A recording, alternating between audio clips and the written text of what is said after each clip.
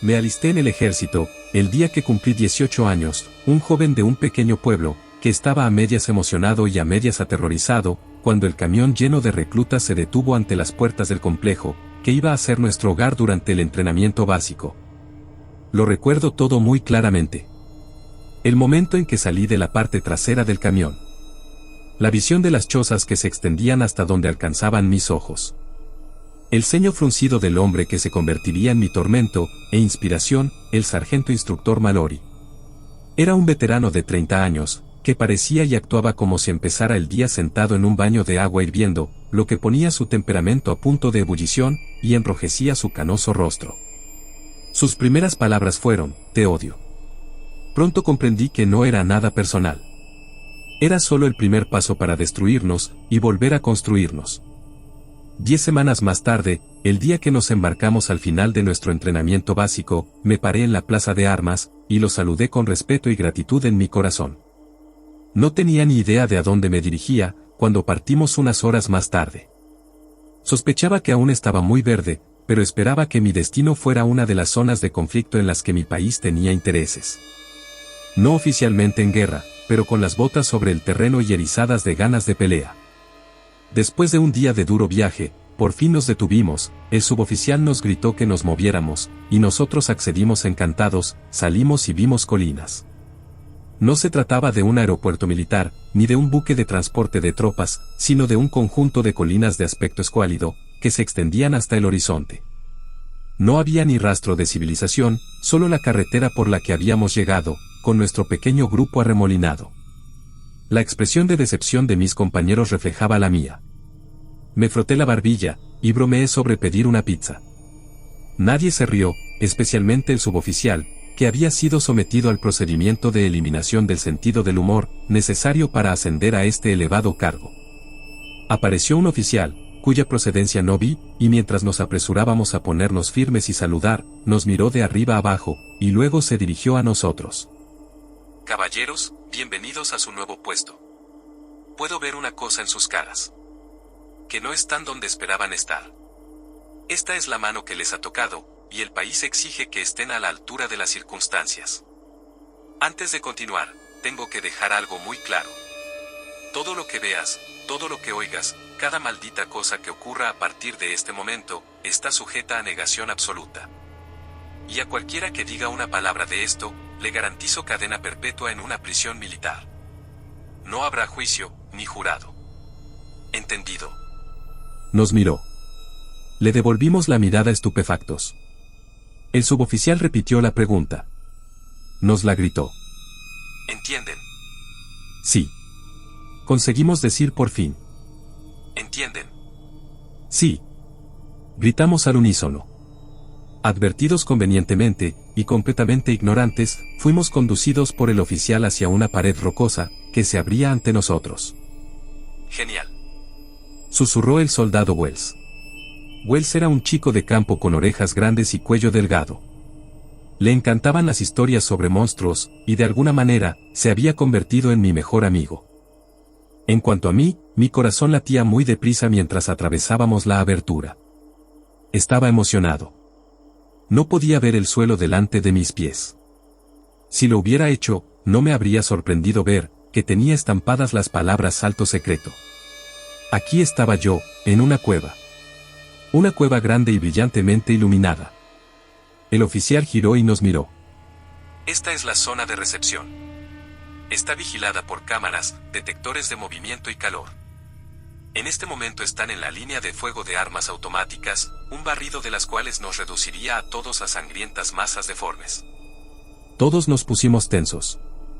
En los bordes de esta zona, hay 3 conductos principales que llevan a zonas de almacenamiento. Hay conductos secundarios que llevan a las habitaciones. Antes de eso, ¿alguna pregunta? No sé por qué abrí la boca, pero pregunté qué almacenaban en este lugar. Ni siquiera Wells quiso mirarme entonces. El oficial se acercó a mí. Si hubiéramos sido de un cierto clima septentrional, habríamos estado lo bastante cerca, como para saludarnos amistosamente. Así las cosas, pude sentir su aliento en mi cara cuando me dijo: Quieres que tu madre abra la puerta de su casa por la mañana y encuentre una bolsa con pequeñas partes tuyas y una etiqueta atada a ella. No, señor. Respondí. Y viví para fastidiar otro día. Nuestro periodo inicial en la instalación, que fue el único nombre que oímos que le daban, comenzó con las rutinas sin sentido tan queridas por los ejércitos de todo el mundo. Limpiábamos, hacíamos prácticas, nos inspeccionaban, y entre medias, nos introducían en nuestro nuevo mundo. Digo nuevo mundo porque eso es lo que yo sentía. La única luz era artificial y el aire sabía a rancio. Estábamos permanentemente bajo tierra. Los sonidos se propagaban como el suave retumbar de un trueno en la distancia, desde los distintos túneles hasta donde estuviéramos de guardia. Conducto era el término utilizado en el ejército para referirse a los túneles, y a medida que íbamos rotando de un puesto a otro, nos íbamos enterando de que las zonas de almacenamiento, a las que conducían los 3 túneles principales eran numerosas, y se adentraban profundamente en la tierra. Después de 2 meses en las instalaciones, tenía la sensación de que solo había visto una parte. En cuanto a la pregunta que había sido tan estúpida, como para hacerla el primer día, solo podía preguntarme. Aproximadamente 2 veces por semana, llegaba un nuevo cargamento embalado en cajas de acero en los camiones, que eran conducidos a una de las zonas de almacenamiento, todo ello bajo la atenta mirada de guardias armados. Especulábamos en nuestras literas, observando cómo las espirales de humo de nuestros cigarrillos se elevaban perezosamente. La teoría favorita del soldado Wells era que las cajas contenían alienígenas que se habían estrellado en este planeta, y los restos de sus naves espaciales, junto con monstruos radiactivos, posiblemente caimanes gigantes o cucarachas del tamaño de un auto. En cuanto a mí, Billy William Pointer creía que las cajas contenían virus mortales, discos duros con datos clasificados, fotografías comprometedoras de políticos y cosas por el estilo. Los secretos sucios que ningún gobierno querría que vieran la luz del día. Si estaba en lo cierto, había muchos secretos enterrados aquí abajo, muchísimos. Pero creo que no hay ningún gobierno, en ningún lugar del mundo, que no produzca en masa materiales escandalosos, ilegales y francamente peligrosos como algo normal. Al fin y al cabo, para nosotros, los soldados rasos, eso no importaba. Mientras pudiéramos mantenernos erguidos durante horas con un fusil en la mano, y saltar cuando se nos ordenara, el mundo seguiría girando como siempre. O eso creía yo, hasta aquel día de pesadilla. Empezó como cualquier otro, demasiado temprano, con un suboficial recordándonos lo abajo que estábamos en la cadena alimenticia, mientras nos arrastrábamos fuera de nuestras literas. Fuera lo que hubiera sido antes nuestro desayuno, era algo que había sido golpeado y frito, hasta convertirse en un bulto informe. Luego nos asignaron puestos y nos llevaron allí a toda prisa. Wells y yo estábamos entre los que debíamos montar guardia, mientras un camión recién llegado descargaba su caja en uno de los almacenes. La caja no medía más de 2 metros por 2, pequeña en comparación con otras que habíamos visto, y 6 soldados la vigilábamos con los rifles preparados. Debe ser oro. Le susurré a Wells. Él sugirió. Marcianos molidos. Fuera lo que fuese, el equipo de descarga, agrupado alrededor del camión, se tomaba su tiempo. Pude ver 1 o 2 miradas de preocupación entre ellos. Saben lo que hay ahí dentro, pensé, y eso les ha puesto nerviosos. Las correas del elevador se tensaron, y empezaron a levantar la caja. A día de hoy, no sé qué pasó. Si la caja no estaba bien sujeta, o si había algún defecto en el material de las correas, pero la caja se inclinó de repente hacia un lado, y luego cayó al suelo. Un instante después, uno de ellos gritó. ¡Corre! Agarré al soldado Wells por el cuello y empecé a correr. Salimos del almacén y entramos en un túnel antes de que se produjera la explosión. El polvo llenó el espacio donde nos encontrábamos, y hubo un momento de silencio. La explosión causada por lo que fuera, que había en aquella maldita caja había sido repentina y extrema. Protegiéndonos la cara lo mejor que pudimos con las mangas, Wells y yo retrocedimos cautelosamente, hacia donde se había abierto el túnel que daba al almacén, y vimos que ahora estaba completamente bloqueado por tierra caída.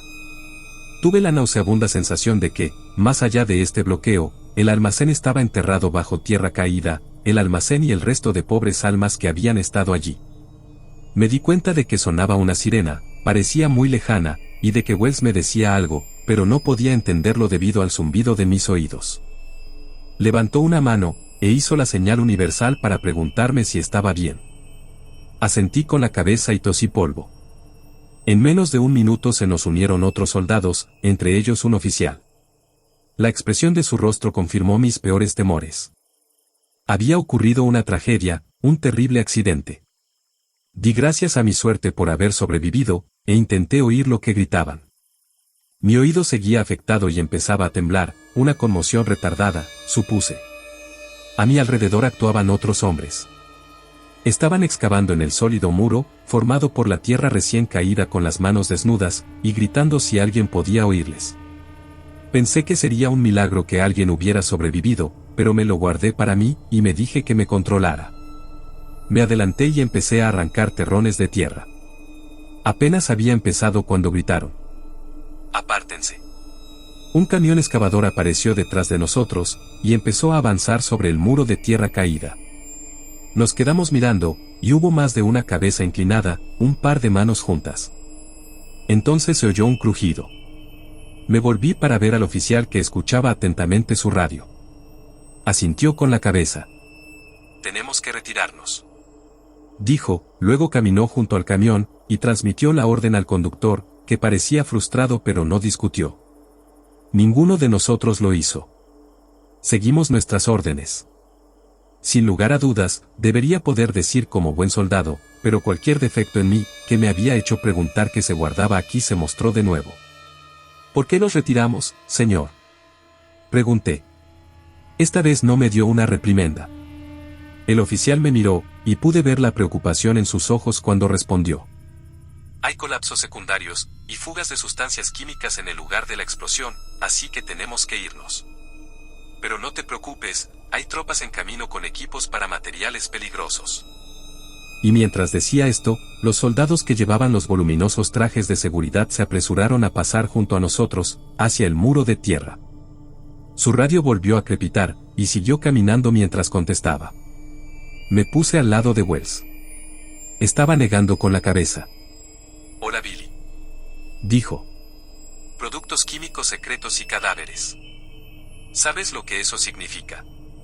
No. Billy, continuó. tenemos una receta para el desastre. Wells era mi amigo y una buena persona, pero su obsesión por las cosas que existían en las páginas de sus libros había podido con él, pensé, hasta que oí el primer grito. Me quedé paralizado. No era el sonido de un hombre en estado de conmoción o dolor. Era un grito de terror. Wells mientras tanto estaba en movimiento. Con el rifle en alto, corrió hacia el lugar de donde procedía el grito. De vuelta al muro de tierra. A regañadientes, le seguí. Nos encontramos con una escena caótica. Media docena de soldados vestidos con trajes protectores contra materiales peligrosos, miraban atónitos a uno de sus compañeros, que tenía la cara pegada a la pared de tierra, como si lo estuvieran sujetando. ¿Qué ha pasado?, grité a uno de los soldados trajeados. Su voz estaba apagada bajo el casco, pero me pareció oírle decir: ha salido de la tierra. Lo agarró. Lo cual no tenía sentido para mí. Mientras tanto, Wells había seguido avanzando, hasta que estuvo lo bastante cerca como para darle un golpecito en el hombro, al hombre que estaba contra el muro de tierra. Cuando lo hizo, el hombre empezó a temblar y luego voló hacia atrás a toda velocidad. Aterrizó de espaldas, y yo miré con horror hacia abajo, donde su casco estaba desgarrado. Tenía la carne desgarrada, casi como si le hubieran arrancado la cara a mordiscos. Billy, cuidado. Wells gritó. Levanté la vista, vi las manos extendidas y la cara que sobresalía del muro de tierra. Goteaba sangre de la boca. ¡Qué demonios!, balbuceé y solo pude quedarme de pie, presa del miedo, mientras la cosa luchaba por liberarse de la pared de tierra, para quedarse allí, balanceándose. Hasta que enseñó los dientes, y a una velocidad de vértigo, se lanzó contra Wells. El arma de Wells disparó una ráfaga de balas, que desgarraron la cabeza de la cosa hasta que se desplomó de rodillas, y cayó hacia adelante. Jadeé en busca de un aliento que no llegaba, y por primera vez, me di cuenta de que aquella cosa llevaba un uniforme de soldado, el mismo que el mío. El mismo que Wells, que escupió al suelo y susurró. Billy. Alguien gritó detrás de nosotros. Baja el rifle. Me giré. Era el oficial, flanqueado por soldados que apuntaban con sus armas a Wells. No le disparen, lo estaba atacando. Retírate, Dijo el oficial. tienes que escuchar a mi amigo. Dijo Wells, cuya atención se centró en la pared de tierra de la que la cosa había surgido. De la que ahora aparecían más manos, luchando a través de la tierra, y en cuestión de segundos 3 hombres más salieron a la luz. También llevaba nuestro uniforme, y reconocí a los 3 como hombres de nuestra unidad. Hombres que tal vez habían muerto en el derrumbe causado por la explosión. Hombres que ya no eran humanos. Sus rostros estaban retorcidos por la rabia, y de sus bocas salía un gruñido grave. Y avanzaban hacia nosotros. Wells levantó el arma una vez más, dispuesto a disparar. Baja el arma, Dijo el oficial. Sonaba inseguro, asustado. Wells le gritó. mejor da la orden de abrir fuego contra mí, que dejar que una de estas criaturas muertas me clave los dientes. Muertos, y moviéndose, con la ira ardiendo en sus ojos. Sabía lo que tenía que hacer. Me giré y apunté con mi propia arma al oficial. Señor, aquí tenemos un enemigo común. Esas cosas ya no son nuestros camaradas, son monstruos y tenemos que acabar con ellos. Un sudor helado resbalaba por mi cara mientras hablaba. El fusil temblaba en mis manos. El oficial dudó. Momentos que le costaron la vida a mi amigo, ya que Wells retrasó abrir fuego hasta que fue demasiado tarde. Lo atacó una de las cosas, una segunda le clavó los dientes en el hombro, la tercera en la garganta, y cayó al suelo con las 2 encima. Corrí hacia él, y golpeé sus cabezas con la culata del fusil. Finalmente, el oficial ordenó. Ayúdenle. Quítele esas cosas de encima. Y se me unió el resto de los soldados. En unos instantes, las cabezas de los muertos quedaron reducidas a una masa sanguinolenta, y sus cuerpos se retorcían. Me arrodillé junto a Wells. Me miró. Las lágrimas corrían por su rostro, mezclándose con la sangre. Podía ver el hueso debajo, donde le habían arrancado la carne a mordiscos. Intentó hablar. Estoy aquí. La ayuda está en camino. Volví a mirar al oficial, que hablaba por la radio. Wells intentó hablar de nuevo. Le sujeté la nuca con la mano, y me acerqué para poder oírle. Dispárame en el cerebro, Billy. Por favor, hazlo. Si no lo haces, me convertiré en uno de ellos. No puedo. Soy José. Lo siento. Le miré a los ojos mientras moría, mientras se quedaba inmóvil. Sentí una mano en mi hombro. Cuidaremos de él. Era el oficial. Apreté a Wells contra mi pecho. Entonces 2 soldados me tomaron de los brazos y tiraron de mí. Forcejé pero no pude resistirme. Me sujetaron, mientras más soldados se colocaban al lado de Wells, y empezaron a atarle los tobillos y las muñecas, y a amordazarle la boca. Está muerto. Grité. Déjenlo en paz. Me ignoraron y levantaron el cuerpo de Wells. Un repentino espasmo lo atravesó, y empezó a retorcerse. Empecé a llorar, y vi cómo los soldados se llevaban el cadáver que se retorcía. Ahora estoy llorando mientras cuento esto. Debería haber hecho lo que Wells me pidió. Colocar mi arma contra su cabeza y disparar. He pensado en esto constantemente, durante los últimos 2 años. Mientras me interrogaban, y durante el tiempo que pasé en un centro médico de seguridad tras una crisis nerviosa, y después de que me dieran el alta. Durante mi tratamiento, me di cuenta de que me habían hecho creer que no había muertos que volvieran. Que lo pensaba debido a una enfermedad inducida por haber presenciado la explosión. Culpa del superviviente, lo llamaban. Falsos recuerdos. Pero sé, lo que experimenté. Y creo que sé lo que le pasó al cuerpo que se llevaron. Hay un túnel que da a una zona subterránea, donde hay una celda con un monstruo muerto, que nunca estará en paz. Un monstruo, que una vez fue un hombre al que llamé amigo.